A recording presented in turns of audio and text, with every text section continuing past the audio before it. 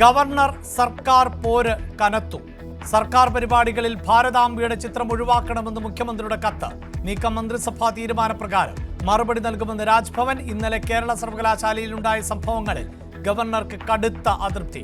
ഏറ്റുമുട്ടാനില്ലെന്ന് പറഞ്ഞാൽ എല്ലാം ഒത്തുതീർപ്പായി എന്നല്ല അർത്ഥമെന്ന് രാജേന്ദ്ര അലേക്കർ. KSU SFI പ്രവർത്തകർക്കെതിരെ കേസെടുത്ത് കന്റോൺമെന്റ് പോലീസ്.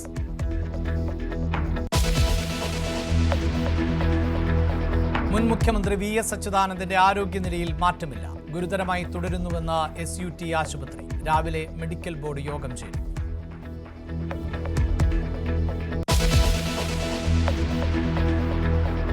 സംസ്ഥാന പോലീസ് മേധാവിയെ തീരുമാനിക്കാൻ UPSC യോഗം ഡൽഹിയിൽ.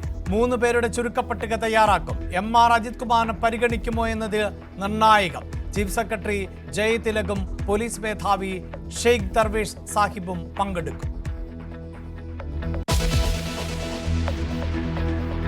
സംസ്ഥാനത്ത് വീണ്ടും മഴ ശക്തം. വയനാട്ടിൽ പുന്നപ്പുഴയും കല്ലൂർപ്പുഴയും കരകവിഞ്ഞു.